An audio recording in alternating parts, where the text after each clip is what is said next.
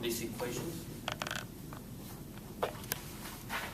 So when we down to the very final step of the formulations of solving the problem for principal directions, principal stresses, and here indicating is the form of the principal directions as a vector. Sigma is the principal label for principal stress. So this one again follow up our the step of solving eigenvalue problems. We're going to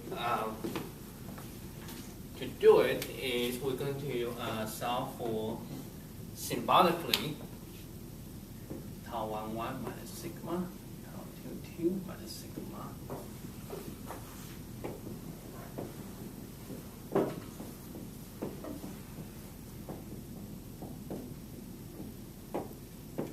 Okay, so let me present this in terms of the labels. So this one usually, again, follow up the similar process, not a similar, the same process like this one. We can expand. Even with the symbols, we can do the symbolic calculations. So that one usually we have such a form. This will be in the polynomial, just like this one. This is representing a polynomial of lambda to the third power. So the same thing here, we would have, say, minus lambda 3 plus sigma square, and let me say the coefficient is I1 minus I2 sigma square, and plus I3 equal to 0.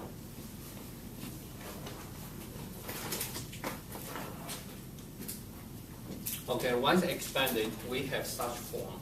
And I1, I2, I3 are the constant coefficients. Just like this one. Let me try to expand it this one. So this one will be equal to 1 minus 1, 1 minus 2. So that is 2. 2 minus 3, 1, and minus 1 minus 1, so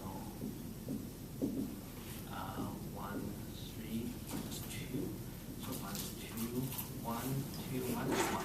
So this one, for example, these terms expanded, that can be like this, minus 2 lambda 3 plus lambda squared plus 2 lambda minus 1 equal to 0. Okay, something like this one.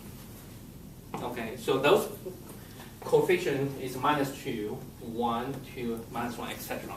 Here, symbols, we simply normalize in this one and using this one here. So where I1 equal to, here is an important note I want to deliver to you.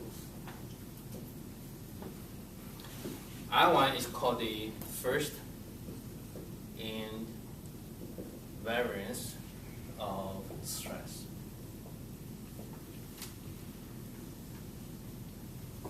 Invariance, that means it really doesn't matter how we transform the stress in whatever the another configuration of the Cartesian coordinate system. So which means if we are given Ij, and if we after transformation we have a term Ij, that means I11 plus 22 plus 33 should be equal to the summations of the normal stress in the different orientations. That means called invariance. This is the natures of the stress, okay? And actually, this one is the second one, the I2,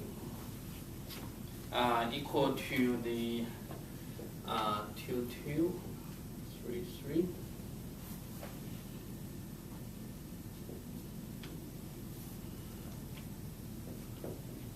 This symbol means the determinant. Okay.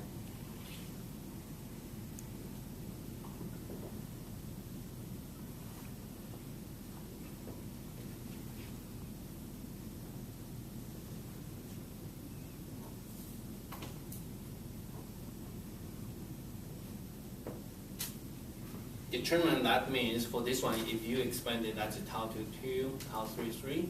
Minus tau 32, tau Sorry, here, here has a typo. So this should be 2.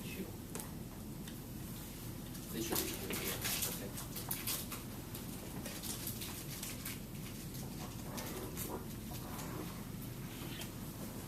So basically that one is a positive minus this one. Okay. So this one is called the second invariance.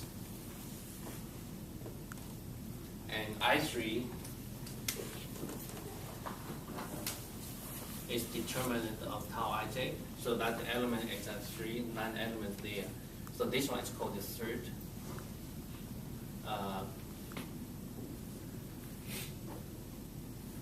invariance of stress.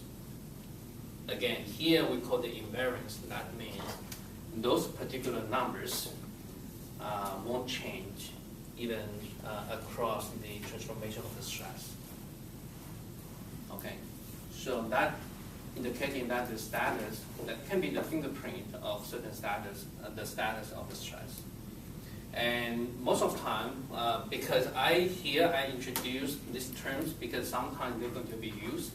And for the first invariance, we use a lot in, for example, in the second two-dimensional transformation of the Hooke's law of stress. And probably you have seen from the Moore circles.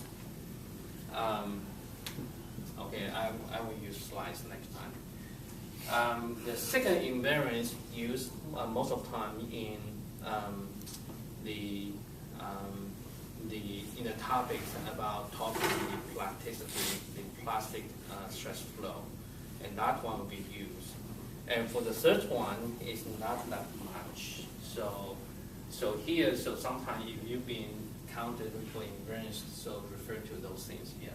Okay. So that is the note I want to make.